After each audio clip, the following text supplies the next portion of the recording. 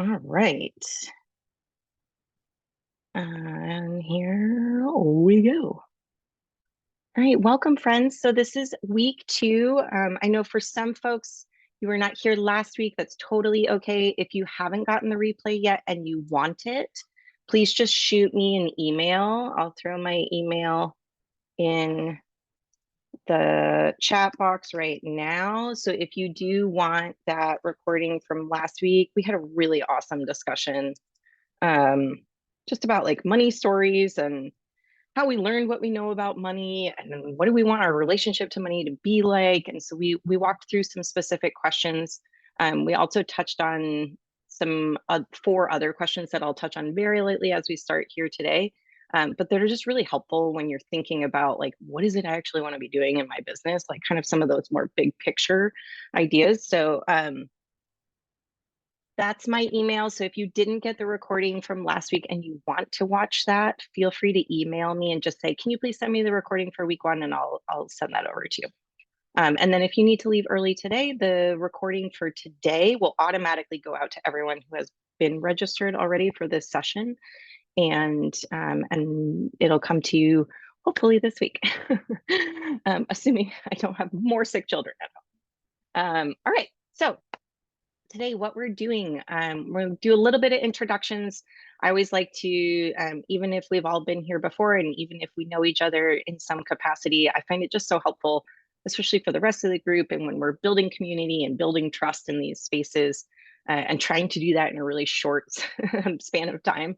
I find it really helpful for us to just know a little bit more about each other. So I'd love for you all to introduce yourselves in the chat. You'll get a prompt in just a second to do that. I'll talk a little bit about myself and where I'm coming from in wearing this hat as what I would call the business sense manager for Opportunities Credit Union. And then we'll talk just a little bit about where we're going this month, in case for folks who missed us last week, just so you know what's coming up in the next 2 sessions.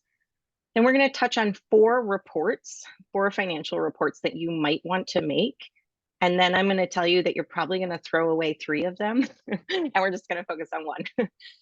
And that one's going to be a budget. So we're going to build a budget today. My goal for us is to get a really clear idea of how much money has come into the business so far this year and how much money has gone out of the business so far this year. And then that's going to really set us up for next week's session when we talk about cash flow projections, right? So when we start to think about how much money do we want to see come in for either the rest of this year or into 2024, we'll have some data to actually look at and say, are like my requests of the business, are the things I want to see happen, are those realistic? Are those things that are, I'm capable of bringing to fruition? And then we'll touch a little bit on some homework if we don't get through that whole budget. The budget will be your homework between now and next week. All right, so I also tend to talk a little fast. Feel free to pause me, unmute yourself, ask questions. I do not want to talk at you for 90 minutes. So yeah, feel free to ask away, ask me to repeat things or slow down at any time. But what I would love for you to do is tell us in the chat a little bit about you. So tell us a bit about your business, where you're located, and what you're hoping to learn today, or why did you sign up for this series to begin with? What kind of spoke to you? What inspired you to sign up? Awesome. Welcome, Nico. You're a community herbalist and yoga teacher, and you're about to open a brick and mortar herbal apothecary and community gathering space. That is so exciting. I'm so jazzed for you. I know that was a dream the last time we crossed paths, and so it's really cool to hear that that's coming to fruition. Awesome. And tell us a little bit about what you're excited to learn and why you signed up. Also, feel free to please include your pronouns if they're not already in your name for your Zoom. Awesome. And so Nico, you said, you need to be up with your bookkeeping skills for this new phase of biz. Yeah, totally. Right.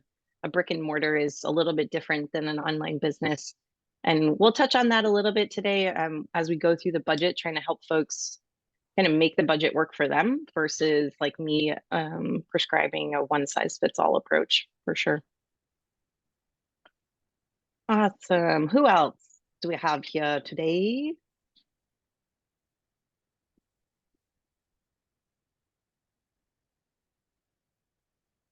Hi, Jesse. Jesse, you run a marketing research company in South Burlington. You signed up because we worked together before and a wealth of information. Thank you. You're also currently evaluating how much work you want to take on. So projecting and budgeting is a big part of that. Yep, absolutely. I love that you touched on that, Jesse. There have been so many moments in my past where I have been like, I either need to take on more work or I don't need to take on more work. And I haven't actually been saying those statements from a place of like grounding in facts. And that is not a great place to make proclamations from.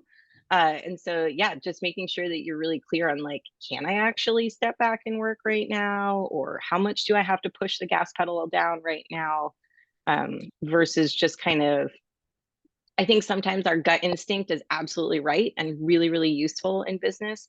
And other times our gut instinct, at least for myself, can be really influenced by anxiety and capitalism. And so then it can get kind of skewed, right? And I might think I need more than I actually do, or I might actually not need quite as much. Yeah. Hi, Lori. You're a human design mentor and coach in Waterbury. Awesome. You're psyched to be here for the practicality of learning how to create projections and budget for your coaching business. Yep. And you spend a lot of time in the woo woo and need to balance it with the numbers so you can know. Yeah, eat and keep the lights on. Absolutely. I love that. It's always good to balance that woo and the pragmatic, right? Tess, welcome. You're training as a politicized somatics practitioner. Welcome back, Tess. And beginning phases of imagining shaping your own practice. You've got lots to learn and bring attention to around money. You're looking forward to learning more about budgeting and projections today. Awesome. Welcome, Jen. You work as a Korean shaman. Cool. Helping your communities connect with ancestral medicine. I love that. You're here to learn about money, especially you've been conditioned to think money is bad. Yeah, especially through like for women. That was something we touched on a little bit last week. I definitely encourage you to watch that session if you haven't already. And yeah, just hoping to learn more about money. I love that. Welcome, Anna. You're an energy healer and family coach working to build momentum in the online education aspect of your business. You're currently running your 5-day challenge to slow down your parenting. Yay, congrats.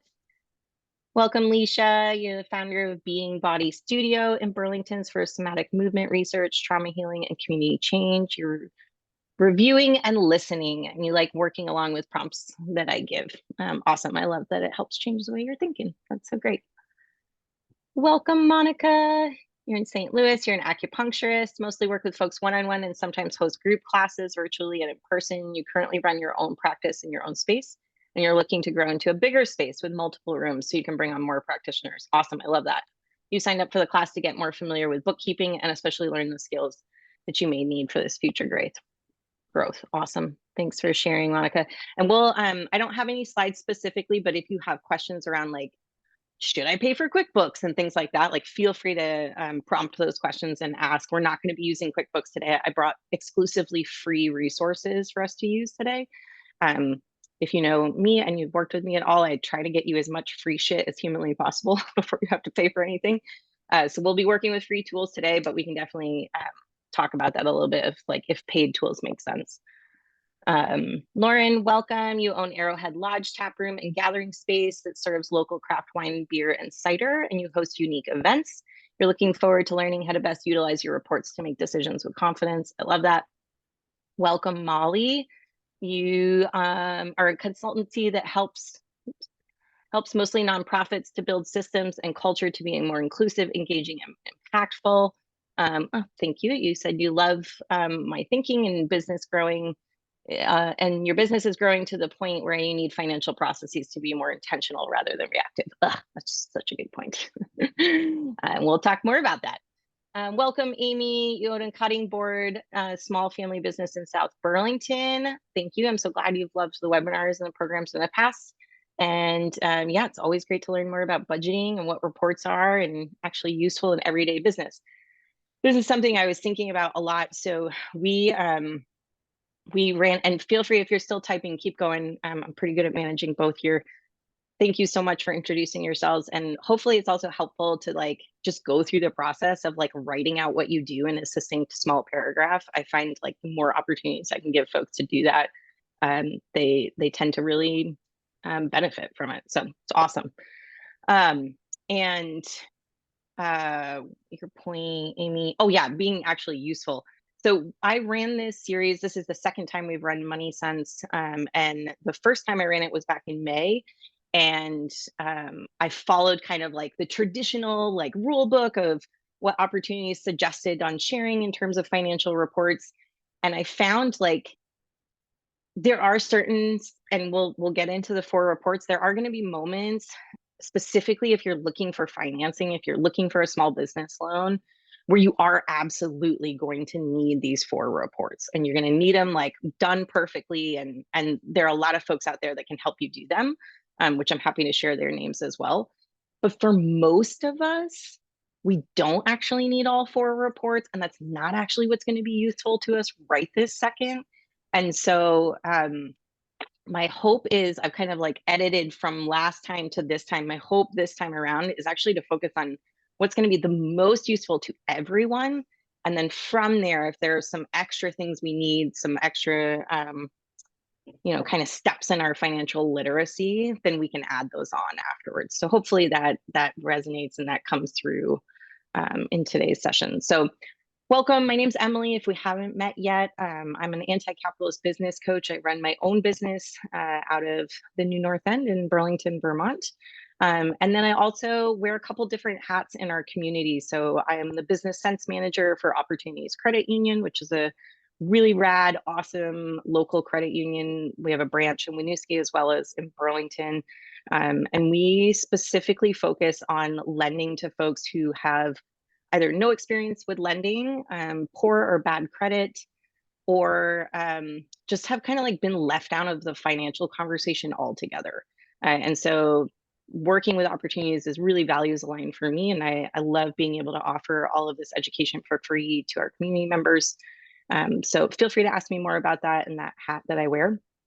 I also do public speaking for a couple different organizations. You might have met me through CWE or through Generator.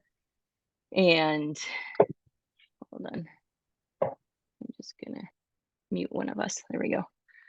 And then right now I just got accepted into a carpentry and weatherization apprenticeship here locally. And so for the next 7 weeks, I'm going to be like learning how to use power tools.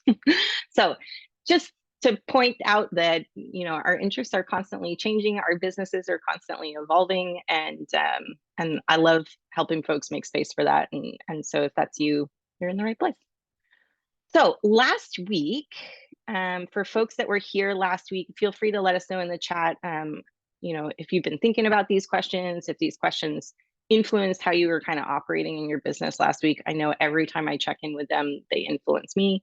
But from last week, these were 4 questions that we really started off with. And so, like I said, if you haven't seen last week's session, I really encourage you to go back and even just watch this section on these 4 questions. They can have a really big impact when you're goal setting and thinking about what it is you really want your business to be doing. So we talked a little bit about, your business.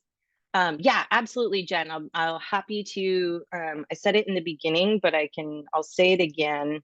If you just email me and say, can you please send me the recording?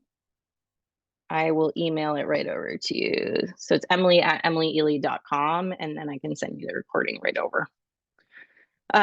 So, we talked a little bit last week about how our businesses aren't for everyone and for every single need. And so it's really helpful for us. And I try to steer a little bit away from like the idea of like niching down per se, but more just thinking about like, where are you actually of service, right? Where can you help people? What is it you do that participates and contributes to our collective needs? Getting really clear on that. The next question was, what do you have? So what resources do you have access to? Whether this is like physical resources, intellectual ones, ancestral knowledge. What do you personally have access to that you can bring to the table? And then thinking about what you need. So what are your personal needs? What are your business's needs? What's your family's needs? What are your community's needs? What are you currently needing to thrive? And then the last question is, what is my business set up to do? And this is really going to influence our cash flow projections session next week. If you're like, okay, Emily, I am ready to be a 6-figure business. And I'm like, cool, cool, cool. What do you got for a payment processor? And you're like, I have none, right? Like these are things we need to be thinking about. What are you already set up to do? And what are you maybe not set up to do, right? Or maybe you're possibly never even going to be set up to do. Like, I'm probably never going to be set up to do a business that requires an enormous amount of travel. Like, that's just not really what's going to happen. So if I start picking goals or creating projections based on a bunch of travel expense, like that's not gonna land. It's not gonna feel impactful for me, right? So just thinking about what are you really set up to do this year, and taking into account also, are there other things going on? We talked a little bit about one of the folks in the session last week just had a baby, right? And so it's like, maybe you have ideas in your head of what you want the business to be doing, but are you physically set up to be doing those things right now? Or is that maybe something we want to address later down in the next year? Any thoughts, reflections, things that came up for folks around these questions?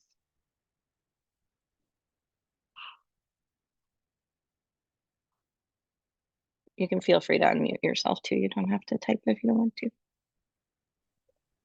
I have Yeah. a quick thing. I just wanted to say this could not hit the note any more perfectly. I'm like in this weird transition, and I've been an advocate for a long time, but I now am on these PTOs and doing things that kind of might be a consulting job. And I am in this like scary, like, do I ask to, like, for instance, say, I'll help you raise $5,000, but I need 5% of it. Like, I can't give all this time for nothing. But then there's this part of me, I was raised like, no, you give yourself completely. And you never ask for anything. You have to be super generous. But I'm like, no, and also we can't afford to do that anymore. Like, we have to pay our bills, and I need a job. So tonight I'm actually I've been asked to join a board for essentially a nonprofit organization because of other work they saw me do.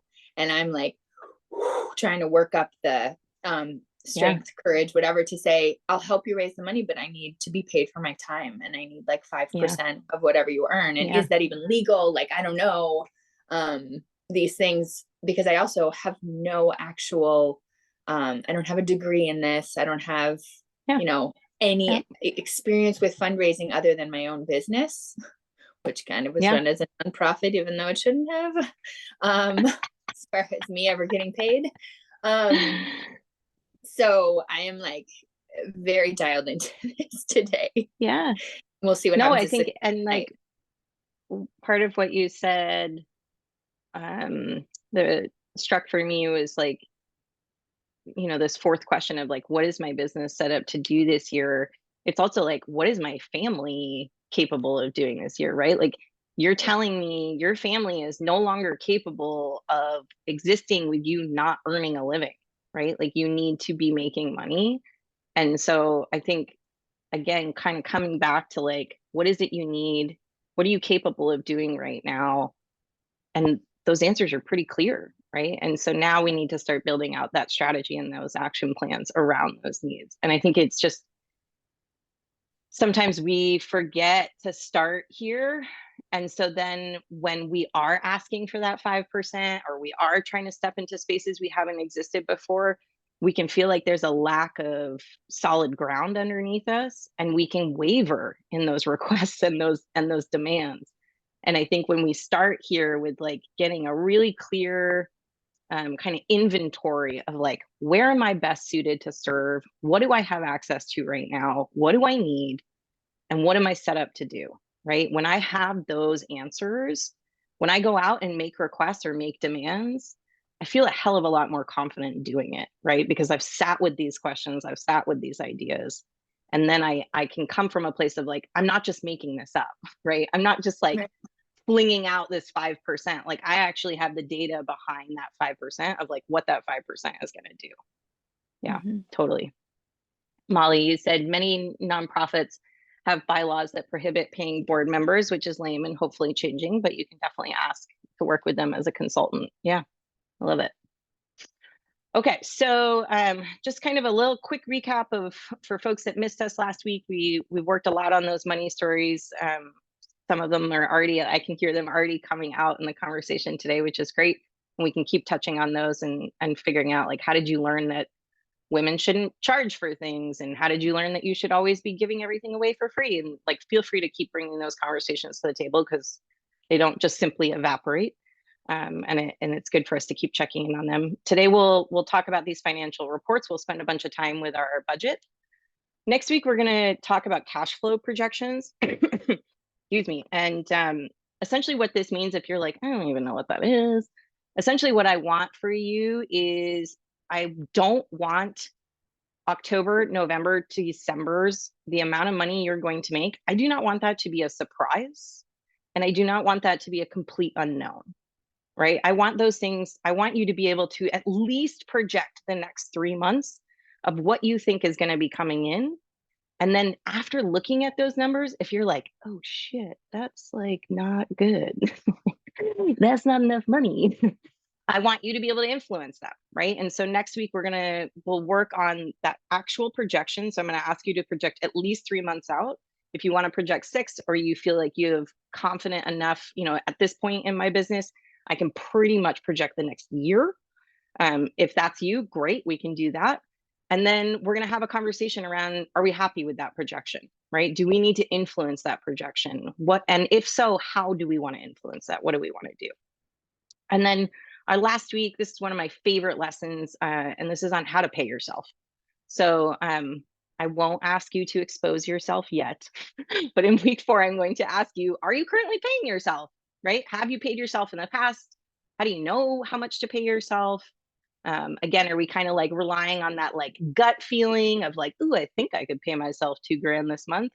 And is that pay consistent, right? Are we paying ourselves every 2 weeks or every month? Or is it kind of like twice a year, I just drop a wad of cash into my personal checking account and hope for the best? I want to kind of move us away from that and into a more structured owner pay draw. Cool. Any questions about these 4 weeks? Does this feel good? Okay. All right. So for folks that were with us last week, and then for folks that weren't, our homework last week was to figure out when in the month you are going to look at your numbers. So when are you going to look at specifically the budget we're going to create today? When are you going to update it, right? So the budget you'll see that I have for you is set up monthly. And so every month you need to go in and put in your numbers for that month. And so what I would like you to do, if you already did your homework, please tell us in the chat, when is your money date? Is it bi-weekly? Is it weekly? Is it monthly? We talked a little bit last week about, depending on the type of business you have, some of us need to have kind of closer tabs on our money, whereas some of us can afford to like just look monthly, and that's okay, it's enough. I look about every other week is usually the cadence that I feel comfortable with. I've found if I look every single week, I start to get anxious and a little bit neurotic, and it's not actually helping me or changing any of the numbers.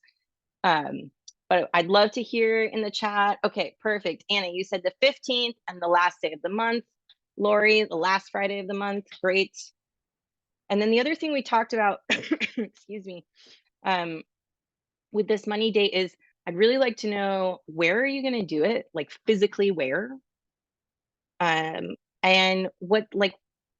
are you drinking something? Are you having a cup of tea? Are you having a glass of wine? Is there music on? Like, I want to know the exact environment that you're going to be doing this in, so that we can start to kind of picture it, and hopefully it doesn't feel super scary and uncomfortable and not a lot of fun. Monica, you said you're going to start off every other week, so the first and third Friday. I love that. Leisha, you said bi-weekly, early in the morning, first thing, and you do not leave the table until you're done.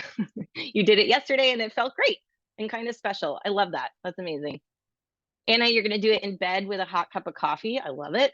Yeah, tell me, is it morning? Is it afternoon? Are we eating? Are we drinking? Are we stretching? Are we like, what are we doing while we do this money date? and when is it?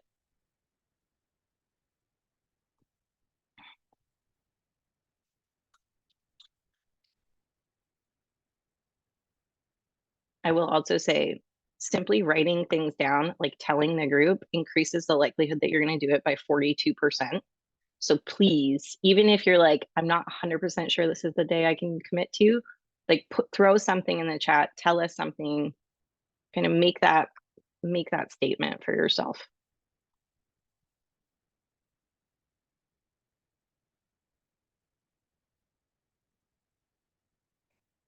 Oh, not yet, Lori. We're going to open it up in just a second here. Yep. Awesome. You like working at your desk or kitchen counter with a candle lit for good intentions and some high vibe music. I like that. Yeah, totally. Tess, you're going to do the first and third Wednesday of the month, morning time in your office with a tea or latte, lighting a candle, turning on some of your favorite music. Perfect. I love it. Like, this just sounds luxurious. This sounds like, I like to think of like looking at our money as like self-care, right? And so like treating it that way as you all are, which is lovely. Amy, you said twice a month on Friday afternoons before you start your weekend, working at your desk with your favorite tea. Perfect. Monica, at a coffee shop, get myself a drink, a little treat, wear a little glitter. Yes, please. Using your noise canceling headphones with some favorite music. Awesome. Molly, you're going to do last day of the month to calculate and send your invoices, document expenses, all the stuff. You do this first thing at your desk with a mug of tea. Jen, you'll be doing it in the morning by your altar every 2 weeks, a ritual to connect with the energies of your business. I love it. Jen, do you mind just telling us what day of the week you're going to do it? Welcome, Kelsey.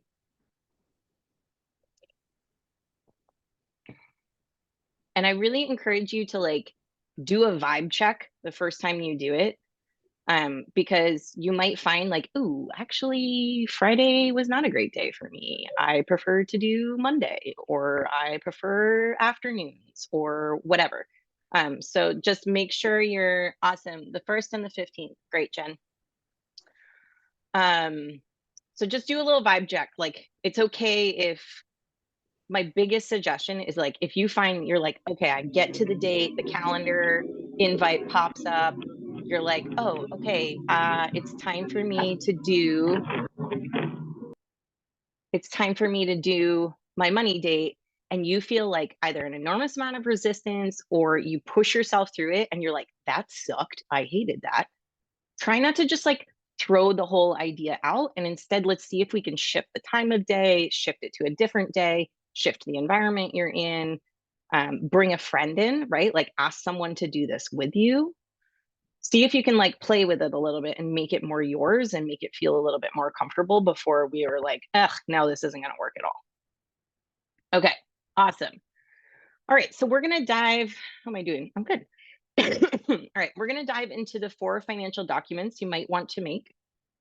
And like I said, especially these first 2, the profit and loss statements, some people call them like a P&L sheet, and the balance sheets.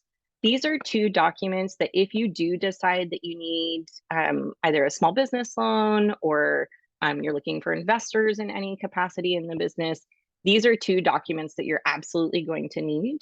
I'm not going to dive into them too much because I've found they're kind of only, they're useful at like at a specific moment in time, like applying for a loan. I actually had to create a P&L statement for a grant I applied for. They're a little bit more of like a snapshot in time, right? And so, and less like a tool that you're going to use monthly and check in with and use all the time. So that's the only reason we're not going to spend a bunch of time filling them out. I do, however, have free templates for you for both of these. So if you find yourself getting to a place where you're like, I actually need a balance sheet, I need a P&L statement, you'll have those documents to work with. And I can also, if you do get to a place where you are looking for a small business loan, absolutely reach out and let me know. I have 2 fantastic resources that are completely free and like, I don't like non-biased, I guess would be the best way to describe it. Like they're not, their livelihood is not dependent on you actually taking out the loan. There's no like commission or anything. So they're going to be really honest with you. about whether or not you're a good candidate and how to be a good candidate for a loan. So if you're ever interested in that, absolutely let me know. Happy to make those introductions for you. And then what we'll spend most of today on is budgets. And then I'll touch a little bit on cash flow projections, but that's really what we're going to be using. That's what we'll be focused on next week. So show of hands, who here has ever made a P&L statement? Or you can let me know in the chat. Yes, I have not. Literally have never heard of this before. Currently making one right now. Okay, lots of nopes, some yeses. Yep, some yeses. Okay, cool.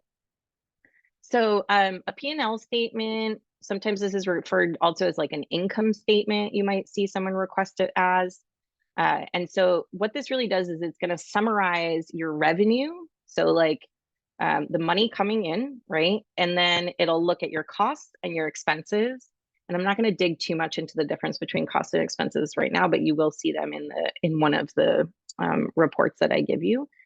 And it's really about a specific period of time. So often this is looking at like either a specific fiscal year or specific quarter.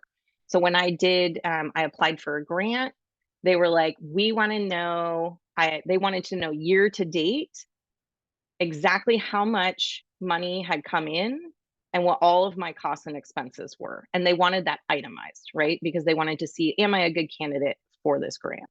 Okay. The difference between that and a balance sheet, and this is just kind of like general education. So if someone asks you for these things, you're not like, what the hell are you talking about?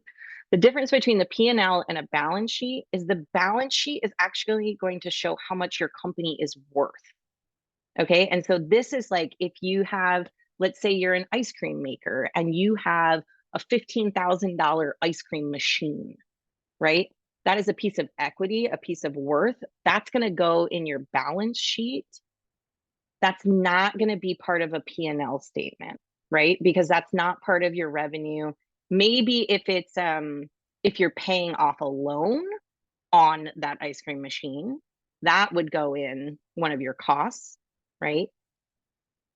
But here, a balance sheet, we're really looking at like how much is the company worth. So if you have a physical location that you own, if you have equipment you own,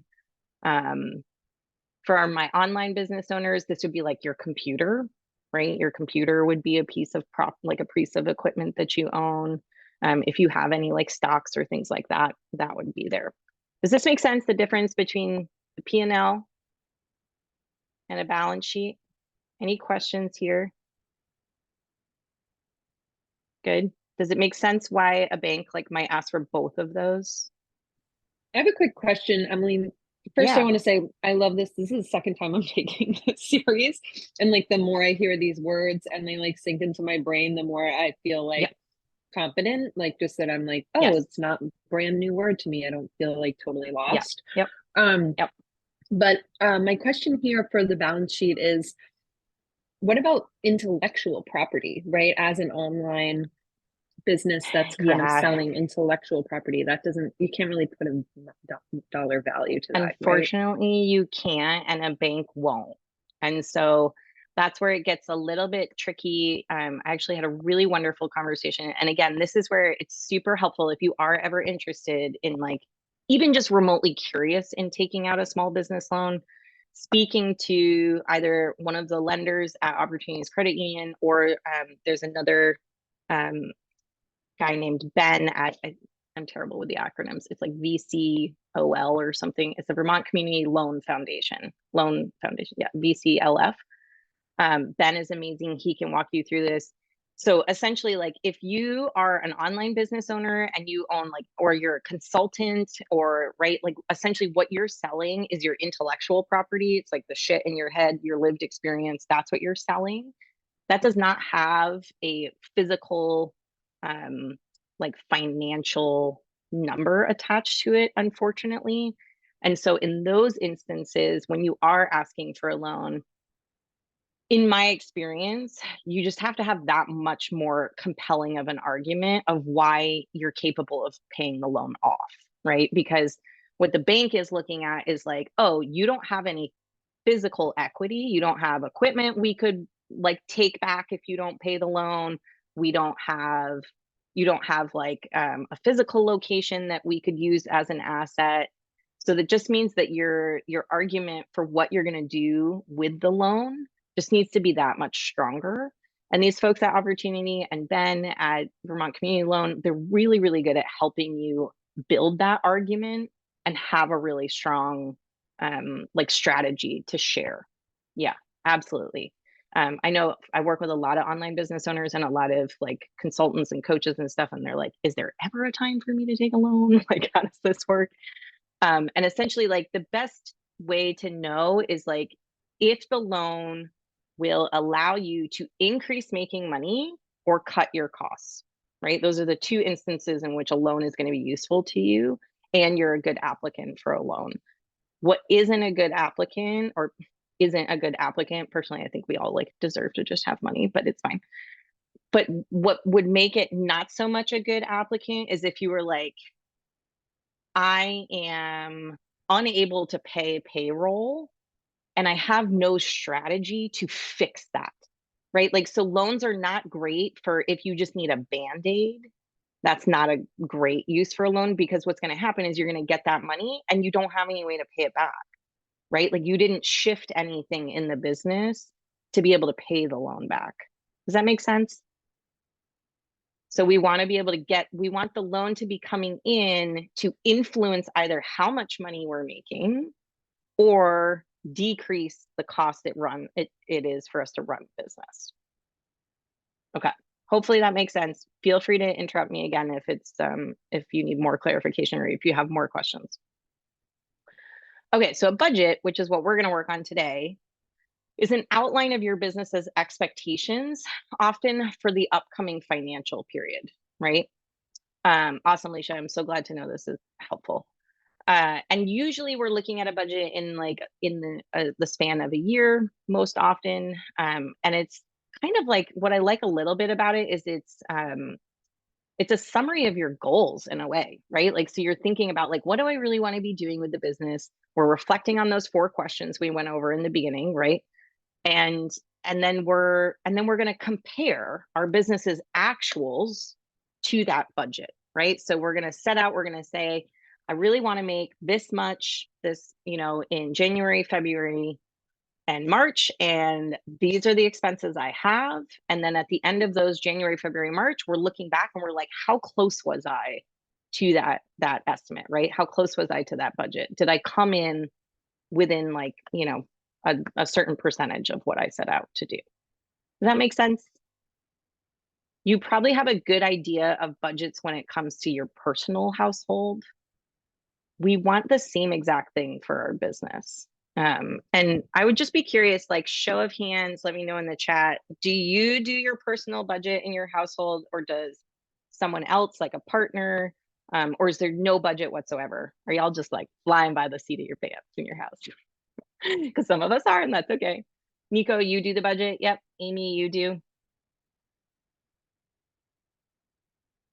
Jen, blind? Yep, totally. Anna, you do it and only learned how to do it in the last 3 years? Yeah, absolutely. Jesse, you do it. Tess, your partner mostly does it. Leisha, no budget, but you feel like you have a sense of it. Yeah, Monica, blind fudge is what you do. Molly, your spouse does it. Yeah, okay, cool. And I'm curious for folks, actually for all of you, like, do you like who's doing the budget, and do you like how the budget's being done? So like folks that are flying blind, are you happy flying blind? Is that working? Folks that your partner is doing it, how is that going? Folks that you're in charge of the budget, how is that going? Lori, you do the financials, but you don't really have a budget, so you have a sense of where you're at. Yep.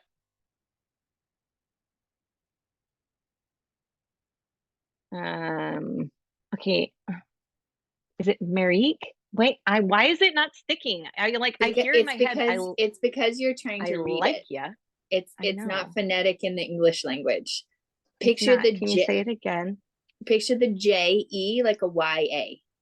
Maraikia. Maraikia. Okay. I'm like, Sorry. it's bothering me. I'm No, like, I want to because be able to say your name. all Americans are Marikia, trained to read it Marikia. and sound it out, and I know, it's Dutch. and I'm so so phonetic too. I'm so yes. phonetic. Just picture like Reykjavik. Marikia, I got it. Okay. Marika, you said my husband and I weren't raised with any financial literacy, so you're actually planning on using these tactics for your household budget as well. I love that. That's super smart. Yep.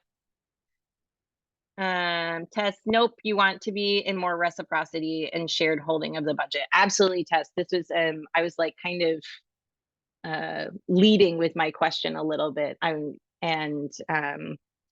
think it works amazing when we have shared partnership of budgeting.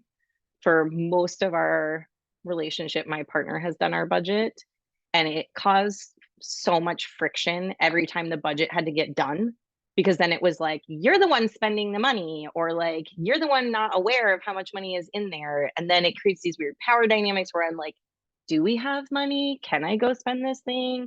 Like, how much money should I spend on the kids' clothes this fall? And like, when we both have an idea, and it's okay if like one person kind of owns it or like initiates like the conversation or is in charge of typing into the spreadsheet, like it's okay if we distribute the labor a little bit. But I find when we don't both have a solid idea of what is happening with the money, it can cause a lot of unnecessary friction in our relationships. And I think that's true also for our business, right?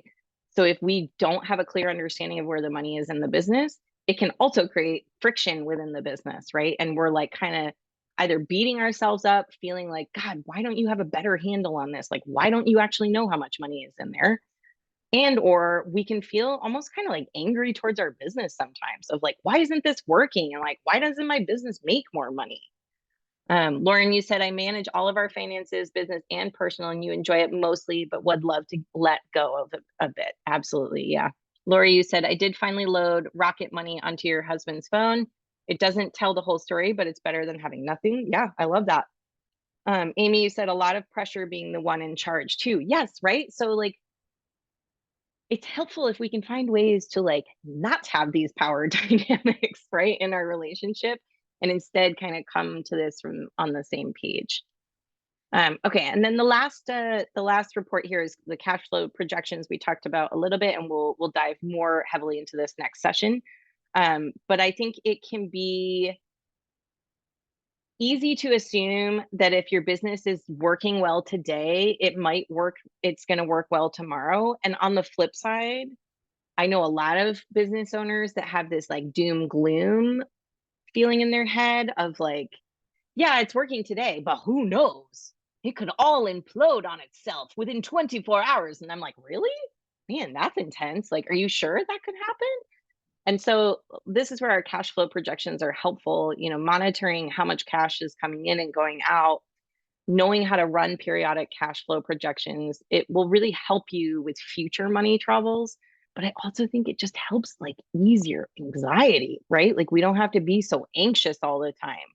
And especially for those of us that are coming to this story with the feeling of like, I have to constantly save, I have to hoard, I can't spend any money. That mentality can be alleviated a lot with a cash flow projection, because then you have the data, you can see how much money really is there. Okay, so Marikia, did I do it? Marikia. You guys, I hope you're enjoying watching me learn how to say one individual's name. Marikia.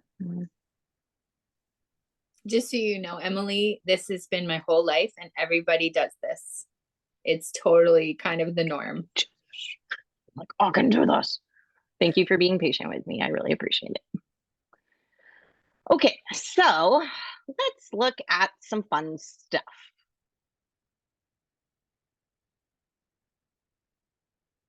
Gosh, my little chat box is in the way. Okay, so I'm going to throw this link in the chat. And this is, you'll see a whole bunch of stuff in this folder. Lots of wonderful, useful things. This is a worksheet on like money and time stories. This is where some of the work we did last week came from. And if you are finding yourself like kind of running up against either systemic narratives in your head, so like you know, like I can't rest unless I work hard, right? That's what I mean by like a systemic narrative. These are things that are ascribed to us by capitalism, and we can talk about that. But if you have those kinds of narratives or individual, more personal narratives, like my mom was so irresponsible with finances when I was growing up. She was constantly spending money. So I don't want to be like that. Like I don't want to spend frivolously. So like I won't even get myself a nice cup of coffee. Right? Like that would be kind of like a little bit more of like a personal narrative. This worksheet can be really helpful with helping you just kind of explore those thoughts that are happening in your head. So check that out. We have a bunch of other, you'll see like there are two different P&L sheets, like profit and loss statements here. We have a balance sheet you can work on. And then what we're going to work on today, what I'd like you to open is this annual business budget. Smartsheet has a lot of really good free stuff. And we can talk a little bit about paid tools too, but I think there's a lot of really good free things. And so what you're going to do, if you haven't done this before with a sheet, you're going to go up to File, and you're going to click Make a Copy. And you can name it and put it wherever in your Google Drive. I will not judge you right now if you have a messy Google Drive. It happens to the best of us. So you're going to make a copy. You'll click Make a Copy, and then that should open it up and let you be able to edit things. Let me know, is anyone having an issue with that? Is anyone not able to either open the link I sent or open the budget? Good.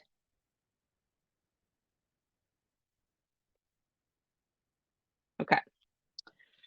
So what we are going to do next is fill this in. We're going to start, so I'll walk you through this here a little bit. Let me move my faces. So you'll see down here at the bottom, we have income, we have expenses, and then we're going to get this very cool summary. This is why I liked this sheet, because it gives us a graph too, which is fun. So what I want to work on today, let's see, how are we doing? I'm going to give you, I want you to just get some in so you can start getting the momentum. And I'll leave it up to you. We're going to spend 20 minutes here on this spreadsheet. And what I might, it's up to you. You can either spend all 20, if it takes you all 20 minutes to fill in just the income section for each of these months, that's fine. If you want to spend 10 minutes on income and get like January, February, March in, and then go over to expenses and get January, February, March in, so that you can at least make a graph, that's cool. Your homework is going to be to fill this out year to date. And when I say year to date, that means through like as much of September as you can. Okay. The expenses section, I think, takes a little bit longer because I do want you to itemize it. I picked this sheet because it has a lot of different things to prompt you to think of your expenses. What I usually do is like, I have to look at two things. I look at my business checking account, and I also have to look at my credit card because I have a business credit card. So I'm looking at both of those for expenses. And then I'm looking just at my business checking account. Actually, sorry, that's a lie. My business checking account and my Stripe account for income. Any questions right now? You may start to have some questions. There's lots of these other things here. First of all, some of this stuff is just not going to be relevant to you whatsoever. It's totally okay. You can either delete it or just skip over it. I'd probably just like skip it because maybe at one point in time it will be useful to you. You can kind of decide how you want to do. It depends on like how your sales are set up. So for instance, God, the building is so loud. For instance, for me, I would have my sales, I would probably split this up into, I would have one category be like Made for More, which is my group coaching program. I would have one section be consulting work. I would have one section be my payroll from Opportunities Credit Union. I might have one section for courses. I'd actually split my consulting into like work I do for CWE, work I do for Generator, work I do for anything else. Oh, sections, I mean like these line items right here, Lori. So like if it was me, I would have like Made for More here. I'd do like CWE workshops here. Because for me, I want to know exactly where the money is coming from. I wouldn't want to bulk, like in theory, I could just put like, oh, I made 20K from my entire business in January. But like that's not going to be helpful for me when I want to do a cash projection, because I'm going to want to be able to see exactly where the money is coming from. Does that make sense? Because the other thing I want you to be able to walk away with is I want you to be able to see, I want you to be able to see percentage of revenue per like line item. So I want you to be able to say, for instance, and sorry, I'm using kind of more like, let's use a physical, let's use Nico's new acupuncture or apothecary and like community event space. For Nico, I want to know like what percentage of the sales are coming through the apothecary store versus what percentage of sales are coming through community events. Even though it's the same physical location, I want those separated, right? Because I might see like, oh shit, only like 10% of our sales are coming from the apothecary and 90% are coming from events. Like, wow, events are like a big revenue generator for us. I need to be more focused on that at certain times throughout the year. Does that make sense, Lori? I feel like that was a really long-winded explanation. Sorry. You were like, what do you mean by sections? Emily talks for 10 minutes. Okay. Feel free to unmute yourself, ask questions. I'm going to put a little non-vocal music on for us to just kind of have in the background. You can always just mute us if you don't want to hear music. And we're going to do this until 10:15. Okay. And I Emily, want you to just start plugging away. Yeah, go ahead. I have a question. So this is for actual. Could it also be for project, or this is projected? No, projection is next week. So this is actual. This is this year. This is 2023. I want to know how much money came in January, February, March. Yeah. And then it's very likely expenses will be your homework. And then I want to know how much money came out, right? Thank you for clarifying. Okay, thank you. Yeah, absolutely. Okay. Feel free to unmute yourself at any point in time and ask a question. There are a couple sections that you might be like, what does that mean? Just ask away. And I'll be right here.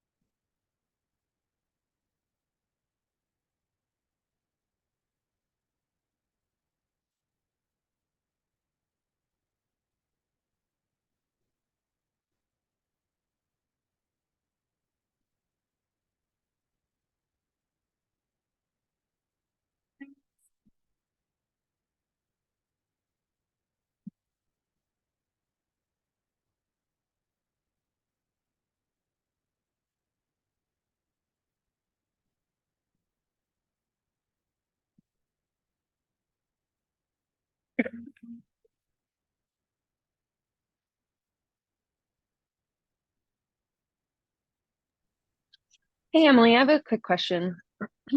Um, I So like I said, I already did this whole series earlier this year. Yeah. And yet I still have this like other spreadsheet where that's just like a running list of my expenses. So instead of having to come to this document and like look at my credit card and look at my bank account and all of that, I've been trying to keep track of them in real time, just in like a list. But I'm curious, I guess I'm curious as I'm looking at this now and realizing I haven't looked back at it since I took this course many months ago now.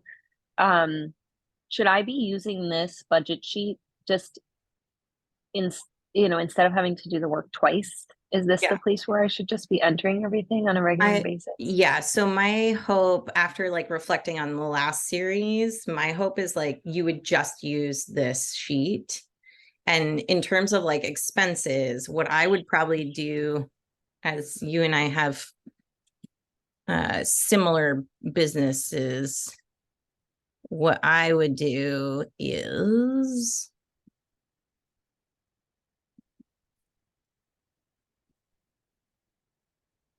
so like under expenses, I would figure out what are like fixed expenses, so things that happen every Mm, single month.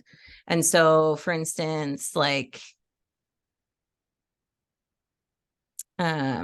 here, it depends on how you want to do it, but what I might do is like, if your website is annual, you might put it in whenever that's renewing.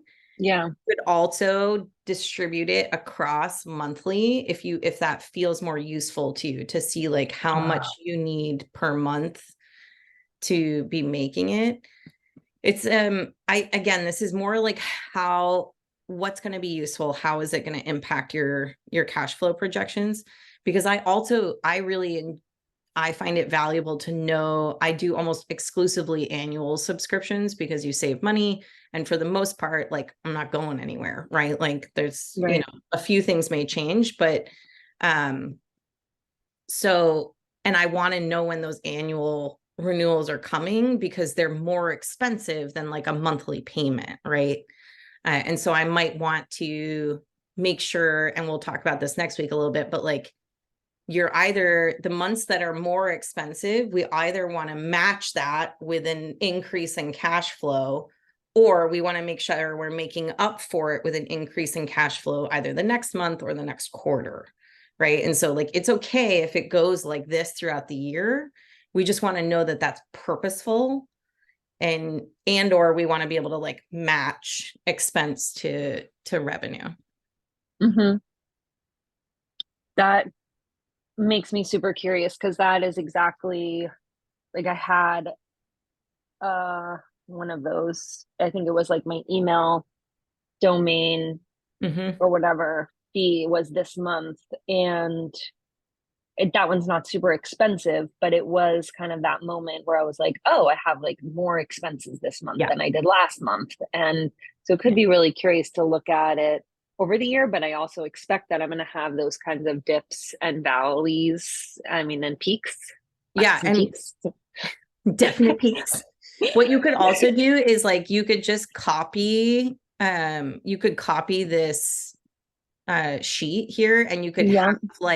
have one set up with like annual subscriptions, and you could have one set up with like monthly.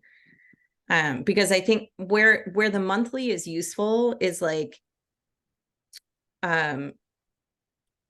so for instance, for my expenses, I track annual subscriptions like per month, right? So I'm like in January, my website renews. But when I think of how much money I want to be making every month, that's when I would divide out that subscription across 12 months, because that's actually a clearer indicator of how much money I need per month. Does that make sense? Mm-hmm. Mm-hmm. Yeah. Yeah, exactly. That's exactly what just kind of happened in my brain when you said that. I was like, oh, that's how Yeah. I can know kind of like Yes. what's my almost bottom line or something. Yeah. Yeah. Totally. Okay. Thank you. You bet.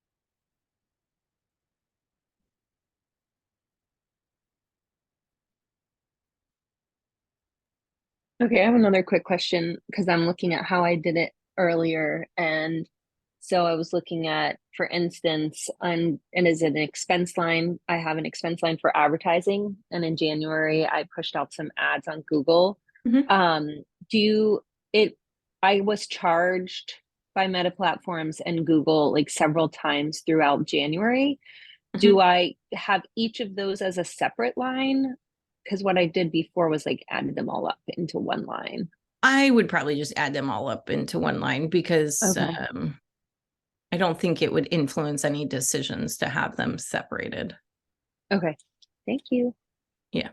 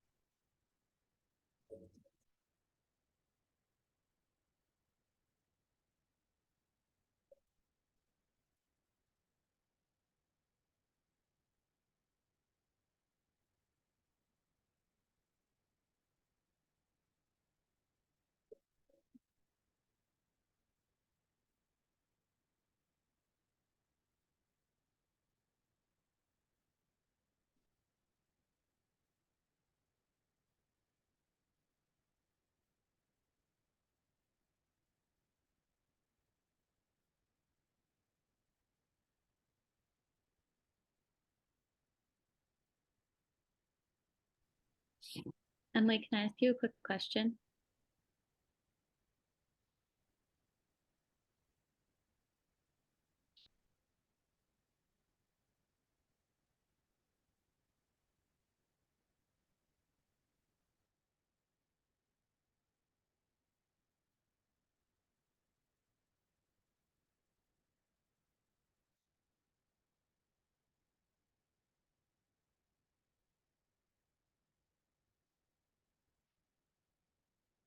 Go for it, Lauren. Thank you. So we collect tips, Mhm.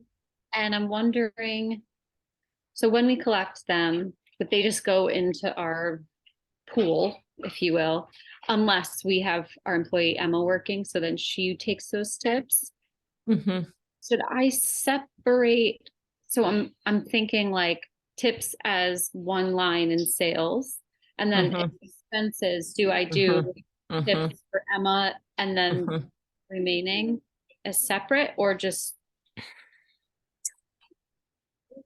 That's a good question. thank you? What are you doing with the tips for you and your partner? They just go into the business account. Like we don't separate them at all. Like I have them, I can look in Square and see how much of what's being deposited is tips, but it all just goes into a transfer from Square. I think I would have it separate. I would have like under expenses. Do you guys if you don't mind me asking, do you guys pay yourselves? Like Yeah. do you just do owner draws, or do you have like a, Yeah, no, we do owner draw. and I is try- it scheduled? I mean, I do it pretty regularly, but it's not like through pay, like we don't take payroll. Yeah. Like I do like But is it like automatically scheduled from like your business checking to your personal checking or anything? So No, you're I you're do it, like- personally doing it? Mhm. Okay.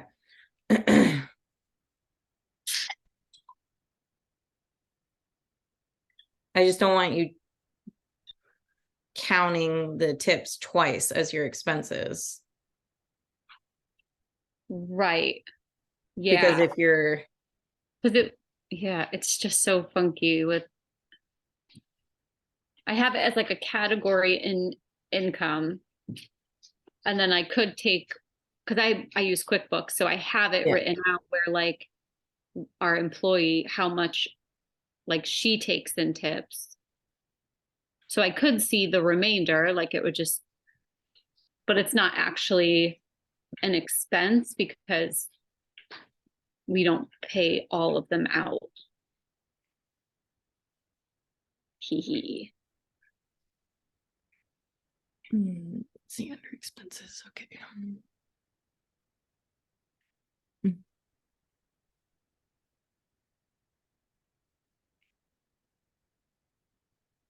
So, but you can see, yeah. So like what you could do is just like, I'm looking at the expenses column under permanent, and it says like salaries, wages, and then bonus pay underneath that.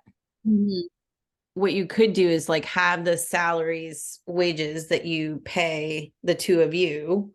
How Mhm. often do you pay yourself? Do you pay yourself monthly or every other week, or what? I go weekly. Weekly.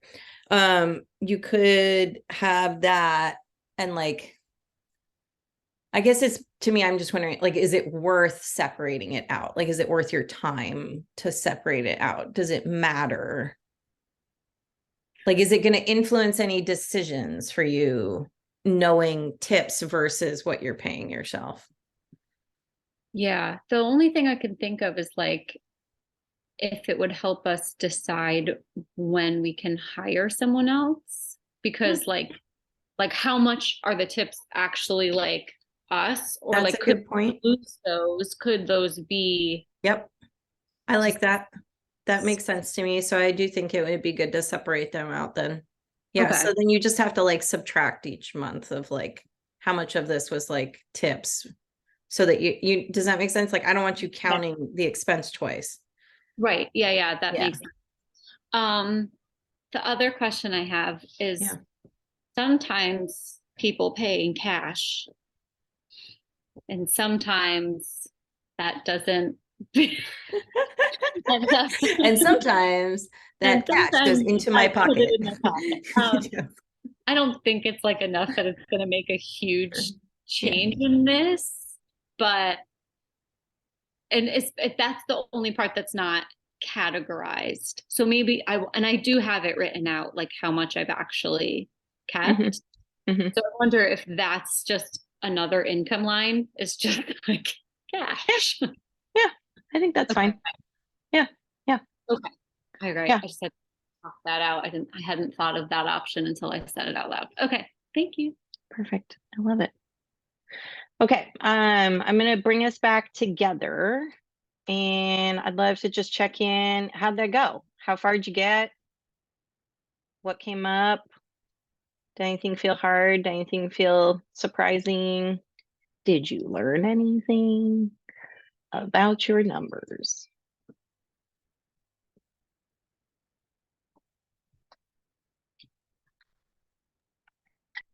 I'll jump in just to say that Sure. the last time I did this, I realized I was like putting estimates in here in the budget sheet, and so I was like rounding up a lot of the numbers.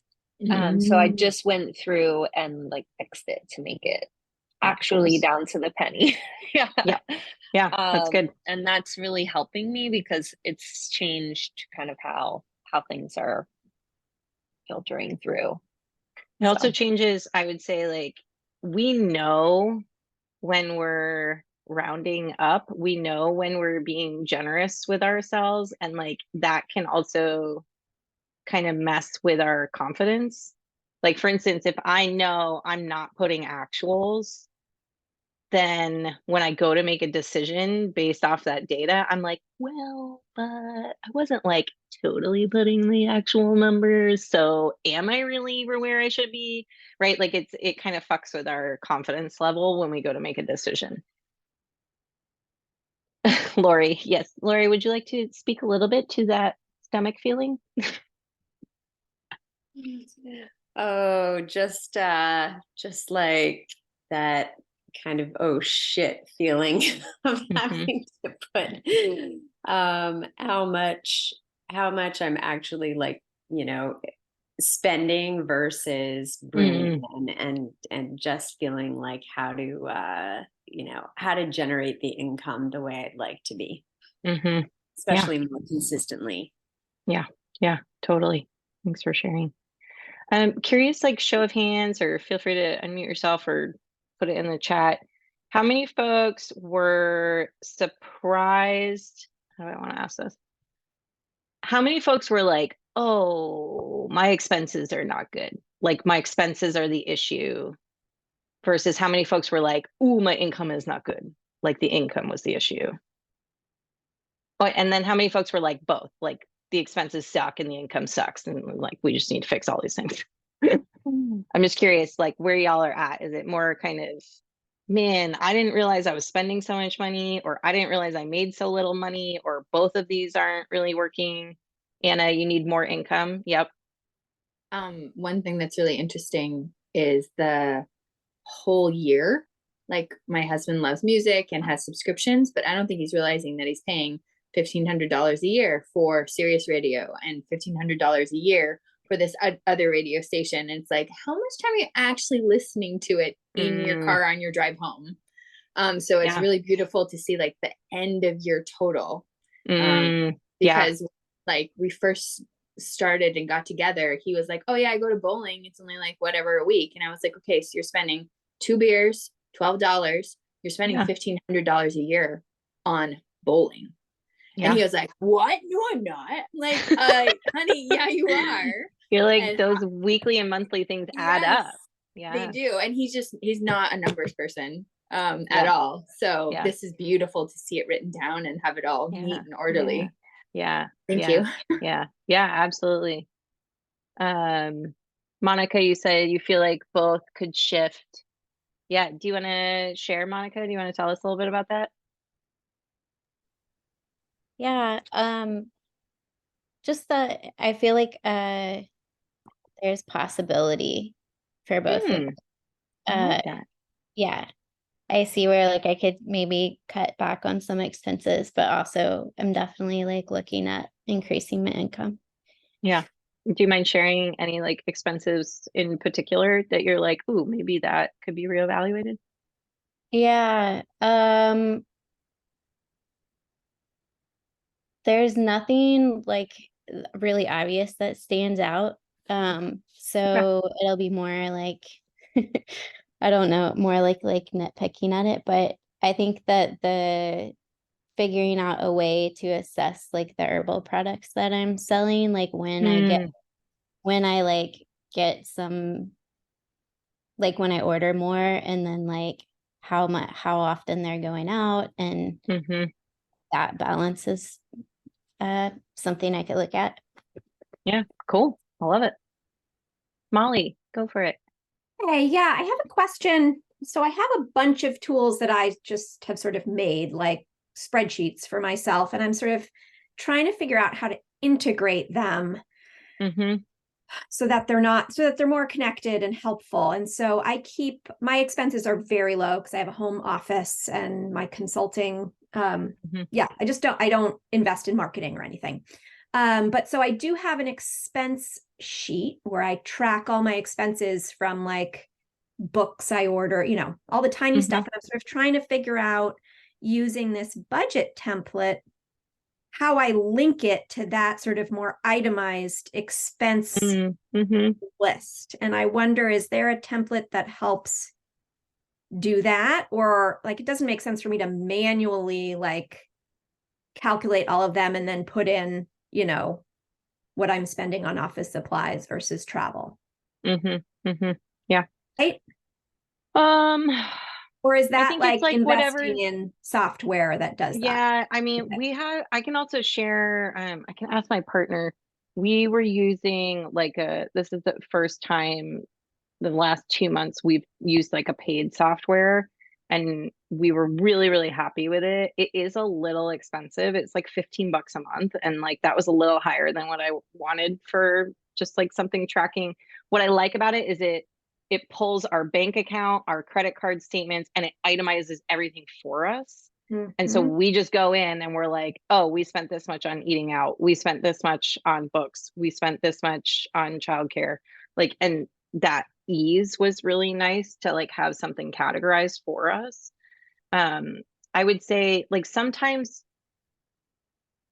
it can be enough to just like do a trial of a paid tool for like a month or two to just kind of get a grasp, like a mental checklist of like how it's going, versus like consistently holding on to it all the time. The other thing I was thinking is like, I don't know if it's possible to like edit this annual business budget template so that it works better for you. Like, yeah. Is there a line item for books and a line item for learning and a line item for, you know, like, does that make sense? How else are other people calculating their expenses for this budget template? Are you, I mean, I guess we're using this partly as an anticipatory tool, but because we're late in this year, we actually have real expenses calculated, right? So are other people just sort of keeping spreadsheets of here's all the stuff I spent on? Yeah. How are other people doing it? For me, it's like all my expenses go on my credit card. And so then I just download my expenses from my credit card and it's categorized. So for me, that's like how I do it. Yeah, Lauren uses QuickBooks, so she already has categories set up for that. Yeah. Okay. Yeah, I think you're Lauren, either like you're either combing through it. Lauren, would you input into this spreadsheet, or QuickBooks does a business template as part of its service? Hi. So for my expenses, I do like my own bookkeeping. So I input all of my expenses pretty much weekly. So into categories. So I'll probably just use the same categories as I do for my taxes in this budget. I might break things out, like for taxes, like I have utilities all as one. So I might break that out a little bit further in the budget. But yeah, I'll probably just use the same categories as my taxes. But I have a lot of expenses. Yeah, different business model. Okay, thanks. Thanks a lot, Lauren and Emily. Yeah, absolutely. Feel free to like continue with questions. I can hang out for a little bit. I'm not in a hurry to go, but I do want to just get you your homework for folks that do need to get going. So first thing, if you haven't scheduled that money date, like get it in the calendar. I can't emphasize this enough. We are together this whole month, and which is awesome and gives us a good like foundation to get going from. But after this month, like I want you to keep looking at the numbers. I want you to keep checking in with what the financials are doing. And the more the sooner we can make this a routine, the more likely we're going to stick to it. And then your homework for this week is to just finish the budgeting tool. So put in all of your income, all of your expenses. It'll be really, really useful for you when we do the cash flow projections next week to actually have some data to influence those projections, right? Then we won't, and if you've just started business and you don't have numbers from this year, that's totally okay. We are going to be making some educated guesses based on what you think is doable for the rest of the year or into 2024. But if you have the information, like let's use it, right? Let's make an even more educated guess. And then last but not least, if you haven't, I know for some folks, the signing up for these sessions is a little weird the way Eventbrite does it. They are like independent sessions and you need to sign up for all 4 of them, I believe. Is that correct? Yes, right. You can't like just sign up once and it signs you up for all 4, I believe. unless that's changed. I don't know. Someone told me that that was how it was working, and that wasn't my That's how intention. it works. Yeah, you Okay, have to sign okay. for each one. Okay, that wasn't my intention, and I'll keep working on that. But make sure you've signed up for the other 2 sessions. Even if you can't come, if you've signed up, you'll automatically get the replay versus me having to manually send it to you. So you won't have to worry about whether or not you're getting it. And so, yeah, and feel free to invite folks. These are meant to be kind of standalone-ish. So it's okay if you haven't done previous ones, you can still come and join us. So if you have other folks that would benefit from this, feel free to tell them to come on over. And then all the ways you can reach me. If you need me, let me know. Just reach out. If you have questions as you're doing the homework this week, please feel free to reach out. And then, like I said, I'm happy to hang for a couple more minutes if anyone has questions. Any thoughts, things that you're still struggling with? I have a question, Emily. Go for I it. would start collecting like taxes for things that I'm selling. So is that the Oh, tax yeah. coming in counting as an income, and then the taxes that I'm paying out counting as the expense, or is it just kind of like not even going on the sheet because it's just coming in and out? Who else does sales and use tax stuff? Yeah, Lauren, that's a great question. Yeah, I was thinking about that too, Nico. I'll probably just leave it out since it is just Yeah. the same on the budget. I mean, I have that on I think it's on my P&L, as you know, it shows the income, then it shows my sales of it in QuickBooks. But for the budget, I think I probably won't. It'll just Because be it's more pretty work. much a wash, right? It should be, yeah. Yeah. Okay. Great But question. unless you're using it for well, you should, I don't know that you'd have to use a budget for, getting a grant or something like that. If it's just like you using it for internals, I don't know how to put it in mine. Yeah. And Lauren, yeah, you usually said like Square, like register, like use Square to like accept payments. Yeah. And I'm presuming that categorizes like this is how much you've collected in taxes, so you can just Yeah, keep yeah. track. The Square reports will show like what you collect in taxes for sure. Their reports are awesome. I love their reports. And then you can create other categories in Square. Like I have a bar, so I have like a drinks category, food, merch, and that's pretty much as I break it out right now. Awesome. the Thank only you. Nico, the only thing that came up for me when you asked that question, I was listening to Lauren. The only thing I would think about is what we were talking about with Anna was like, how often do you pay the tax? Is it? Some are monthly, some are quarterly. I think Okay, it's quarterly where I am. Okay, so the only thing I would want to be mindful of is like making sure that that money that's in the account is not your money. Yeah. And you're not surprised once a quarter when like thousands of dollars need to go out all of a sudden. Yeah, to mitigate that, I actually started every week when I am doing my like bookkeeping transactions, I look at how much I took in taxes and I transfer it to a savings account. I think that's smart. That's where I pulled out because we had that problem. I'm like, ooh, look at my bank account. We good. Yeah. And then I'm like, and then you were like, no, we're not good. Yeah. Just I just Yeah. move it weekly just to get it out of there. It takes. That makes sense. Yeah, I do profit first, like different bank accounts and type thing. Yep. So I would just put it in a tax account that's just going to sit there till I have to pay it. Yep. Great. Perfect. Anna, go for it. As I was doing this, I just was realizing similarly, I use both Square. I'll take your money. However, I've got Square, I've got PayPal, I've got Venmo, and each of them have like different fees that they charge. They should be pretty comparable. Similar, yes. Yep. But like Square is like whatever it is, 3 something percent plus like 35 cents, or it's like, it's just like slightly different. So I hadn't yet put those fees as an expense line.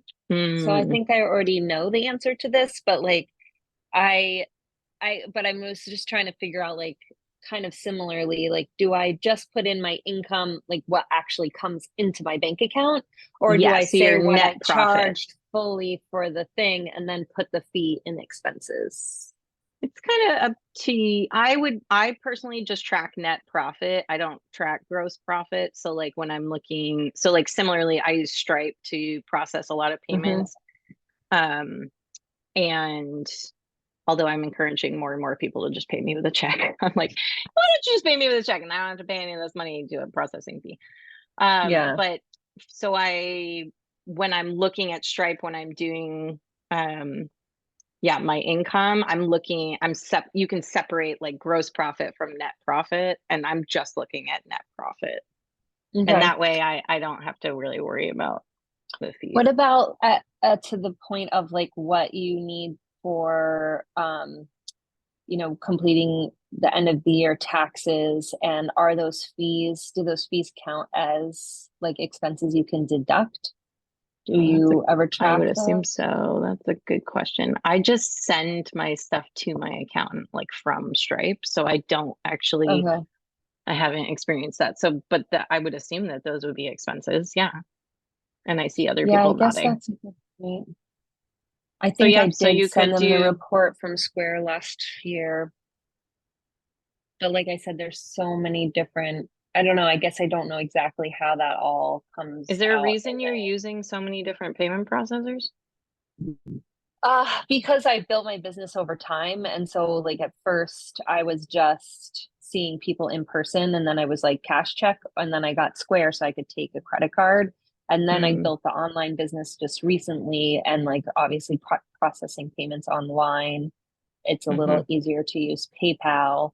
Or at least that was the tool that I had at the time when I set up my website. And then Venmo, I've just had a number of people, whether it's in person or online, be like, can I just send you money over Venmo? And I'm like, sure. So of course you can. And they don't charge a fee yet until they catch on that it's like my business and not just my friends. But so I guess that's why I have all of those things. And yes, people can pay me cash or write me a check as well. Yeah. It seems like a lot of things to keep track of. So I'm just wondering if maybe it makes sense to try, like if you're ready to kind of consolidate that down to just, because even the people in person, like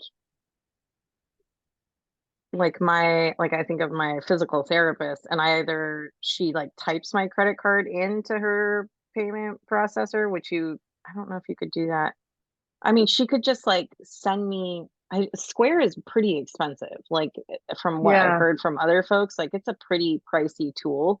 And if you don't have like, it makes sense to me if you're like a farmer at a farmer's market, or you're like a physical store. But outside of that, like, could you just email your folks like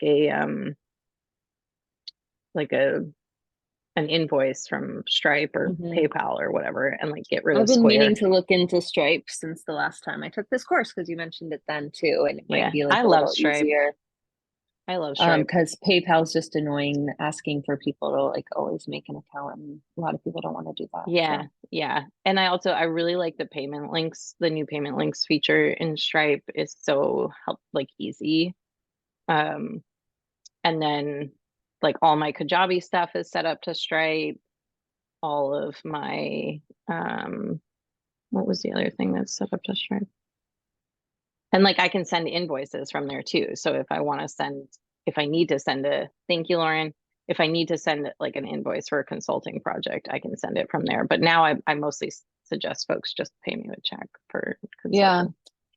One more quick question about Stripe, because I was kind of trying to set something up where I was creating a package, but I didn't want it to be a product through Kajabi. Like it's a package for in-person, like, or, a series, like purchase 6 coaching sessions, or you can do that through Stripe. And can you set up one link that multiple people can use to pay you for that? Ooh, okay. The only thing it doesn't do that's a little bit frustrating is well, actually, I think maybe I just was like, this was user error. The only thing I was struggling with was figuring out how to make it end. It was kind of like reoccurring indefinitely unless I canceled it. So like, for instance,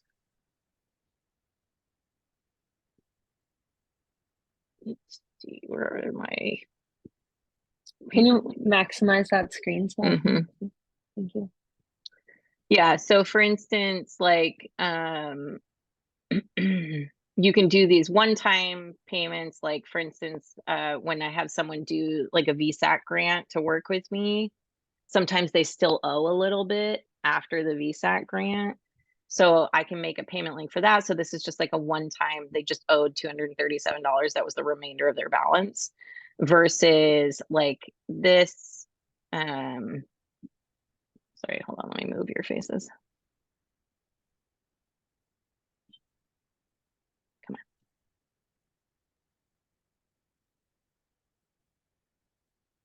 Let me just come out of here for a second.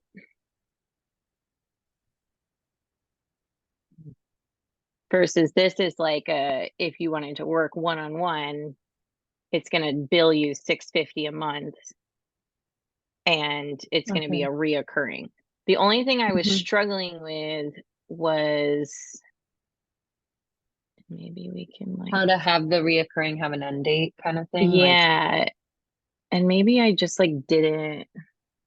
I think what happened, and this is where because like it's not here in the payment link to make that happen, but I think what you can do is once someone creates a subscription, like, because essentially what this is a subscription, right? And so once they create a subscription, I think you can go in and edit the human, like the profile, and say like, end this reoccurring payment on. Okay. Does that Yeah. make sense? And Lori's saying it's hard, but possible, and that it could cost you money if you accidentally charge someone when you don't mean to. So Which thank you, I Lori. did. Which I did. And she was like, squeeze me, why did you just bill me? And I was like, no, motherfucker, I don't need to do that. And then I had to issue a refund, and you have to pay the processing fees both ways on those refunds, which is super annoying. And so so then my strategy was like, I have these like blocks of like red in my Google Calendar that's like end payment, and it's like in all caps so I don't miss it. But I think what you can actually do, and I would pull one up for you, but I just don't want to expose other people's like private information on here. But like I'm pretty sure, because I saw when I went to cancel a subscription, it was like, when do you want to cancel it? And so I think what I didn't think through, and I'm thinking through now, is I could have put a future date, right? And so then it would have stopped at a future date. Okay. Well, I'm trying a lot of new things right now. So I might think like I might put something on my calendar in December to be like, okay, explore Stripe. Consolidate payment processes. Yeah, totally. I think that's sense. Thank you. And this like is really as much as I totally understand wanting to use Venmo, I do like the business coach in me wants to steer you away from that eventually. It's just like, it's just not great practices for you. It's yeah, I think it's more headache to track. And I think this is like one of those stories kind of conditioning pieces in me, like I'm going to make it as easy as possible for everybody, like because I just want them to give me money, so like whatever they want, I'll do it, you know. Yeah, and honestly most people are like looking for direction. Most people are like looking for you to dictate terms versus giving them infinite possibilities. Most of us don't want infinite possibilities. We actually want to just be like, I just had this conversation with my enormous family of 30 people about Thanksgiving. And I was like, none of you get a say in what we're eating. I am deciding, and you're all going to be happy. And they were like, oh, that's so great. I actually didn't want to weigh in on what kind of mashed potatoes. And I was like, I know. So like, just fucking come and eat and be done with it. If you have strong opinions about your mashed potatoes, you can make your own. So let that be a lesson. People do not need quite so many options. And I would only like, to me, I only troubleshoot and give more options if I am met with resistance with the option I'm giving. Right. So if you say I use Stripe to process payments and someone's like, oh man, you sure you can't do XYZ? Then I will like cross that bridge and decide if I want to offer an alternative, but I'm not going to offer alternatives without being prompted to offer them. Well, I can't wait to continue like working with you as a business coach. It's going in my budget, by the way. I did want to touch on you both commented on like, you need to spend less on learning, on investing in learning. And I will say, like, there are some space, like, I guess we need to, like, maybe you need to define what learning is to me, but like, I don't think I've ever regretted like investing in learning for my business. Like, it's always helped me make more money and or be more efficient or get to where I want to be going faster. Like, I was investing in a business coach the first year of my business, and I am so grateful for it. Like, it helped me skip over so many things that I would have messed up. And also acknowledging that, like, if it's not in the budget, it's not in the budget, and like, we have to figure that out. But you know, versus, I don't know if you're saying like, I bought a course on like agro-tourism, and I bought a course on building a chicken coop, and I bought a course on cooking, and I bought a course on, like, if it's just like all over the place and you're like, I just have a love of learning, maybe we need to like prioritize, that's where the budget can come in and be like, okay, I have this much money to spend on learning. What do I really want to focus on? But if you mean learning in the business, I like have rarely ever regretted that. Yeah, I think that I'm realizing that for right now, I need to prioritize like this business coaching. And then there's a part where that will help me like build my business to the point that I can kind of participate in all of the retreats and workshops and additional learning that is more towards my level of expertise that I love to do, that supports me in like networking with other people who do this work. More like professional development type stuff. Yeah, that's a great point, because it's like investing in learning for your business is like twofold, right? It's like there's investing in like learning the actual business, but then there's also investing in learning your craft, which is like what I'm doing right now is like, I want to invest in learning a new craft, and B, like, I've signed up for a master's for next year, and I'm like, I really want to like do that, and that's a lot of money, and I got to invest in it. Has nothing right this second to do with like business per se, but it will influence like what I do in business for sure. Yeah. All right. So just to recap, I'm just gonna just for my own brain, I'm gonna actually track the money that I charge in my income, and I'm gonna include all the different random fees, because I have another spreadsheet for that, so I do have them tracked. So I'm gonna put the fees in my expenses for right now, just so I can see like how much I want to actually categorize, see how much I'm paying for fees, because that will help me like also prioritize shifting and consolidating, I think, in December. So for this year, I'm going to do it that way and see if I can move to like, simplify and consolidate for next year. I think it's also, you bring up a good point. If this spreadsheet is going to be used for tax season, then absolutely, like, let's set it up to be successful for tax season, right? And so versus if it's just helping, like if the budget's designed just to help influence you paying yourself or, figuring out how much to invest in things throughout the year, like that's one thing. But if we're using it definitely for taxes, then I want you to have like appropriate categorized expenses. I know the fees are, I just ignore the fees on Stripe because I'm like, there's nothing I can do about it. I need a payment processor. And so I just try to like, I accommodate for, it's the same thing when I quote people on consulting. They're like, you're $250 an hour. And I'm like, yeah, and 30% of that I have to pay towards taxes. So like, I'm not worried about the $250. Like, it's the telling money. People the self-employment tax and is an extra 12% or whatever it is. People are like, wait, what? Like, I know. Yeah, and I'm like, anyone who is self-employed has to pay that. Like, there's a reason why. So it's nobody talks about this stuff. I know. One of the women who I know through the food world gave up and said, you know what? You're getting 4% back on your credit cards. I'm sorry, but I'm going to charge you a 4% fee when you use a credit card at my shop. And nobody said a word.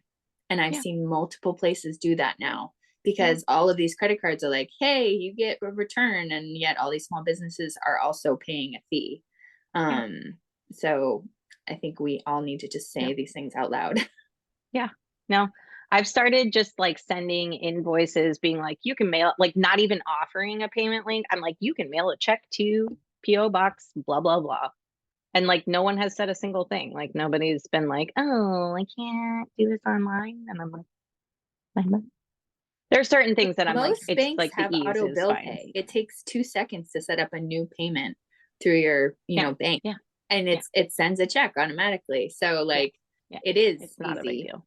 Yeah. One thing, totally. this is another side note. Sorry to keep you so long, Emily, but No, it's okay. and I would love to hear how you handle this. So one thing I did my first like contract work where Nice. I Yeah. had a contract. I required them to give me a deposit. Then I finished all the work at the end of August, and I sent them the final invoice with a like mail me the check kind of situation. And so it's like how to budget for the fact that like now it takes them process time. Like the person I worked with has to send it to their processing people, who then actually works with BCF, who then actually cuts the check, and then it has to go through the mail and get to me. And now I'm sitting here every day like looking at my mailbox.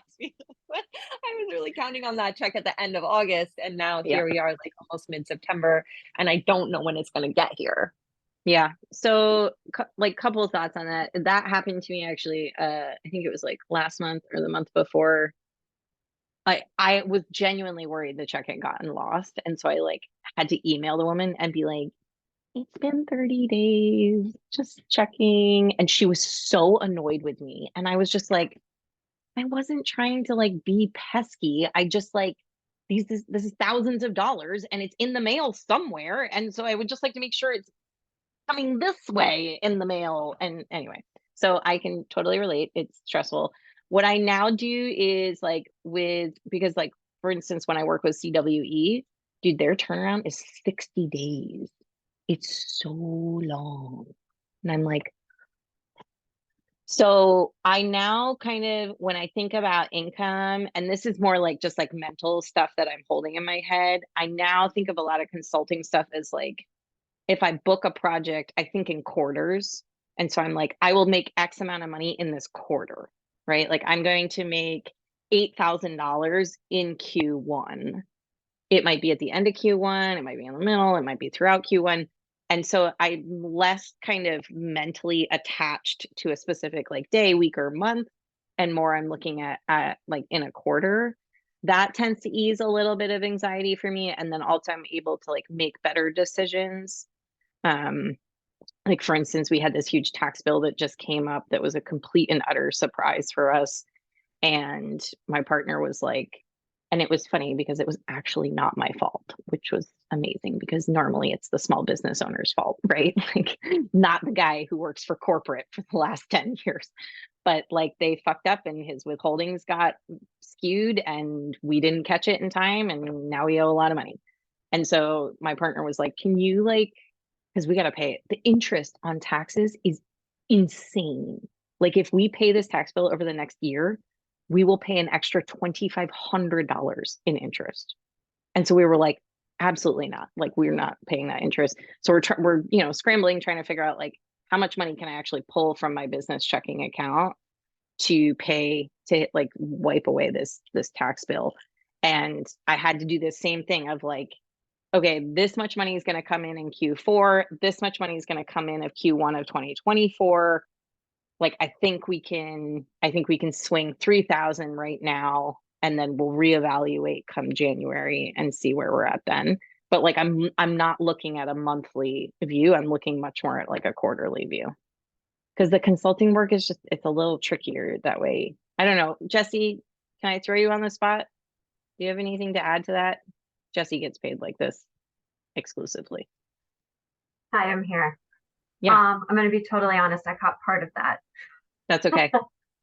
How do you like handle not getting paid the moment the work is done?